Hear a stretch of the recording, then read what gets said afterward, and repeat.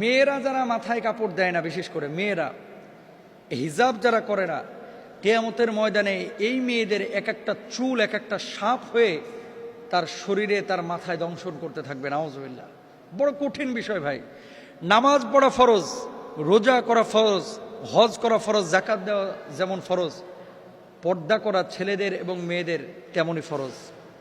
মনে রাখবেন আল্লাহ তাআলা বলেছেন ওয়ালিয়াদরিবনা বিখুমরিহিন্না আলা জুয়ুবিহিন, মেয়েরা এমন একটা পোশাক মাথা থেকে পা পর্যন্ত ঝুলিয়ে দিবে যাতে করে তার শারীরিক আকার আকৃতি অবয়ব বোঝা না যায়।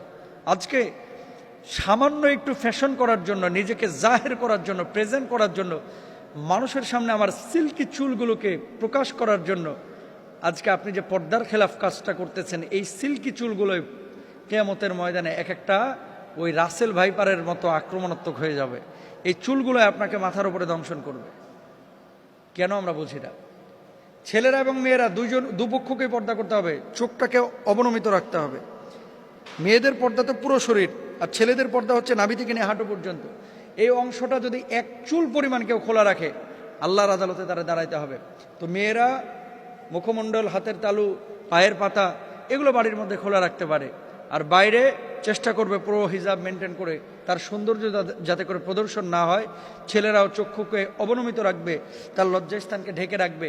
এমন কোনো প্যান্ট ছেলেরাও মেয়েরা ব্যবহার করবে না যেটা জড়সড় শারীরিক আকার আকৃতি বোঝা যায়, ফিজিক্যাল স্ট্রাকচারটা বোঝা যায়। এটা সম্পূর্ণরূপে হারাম।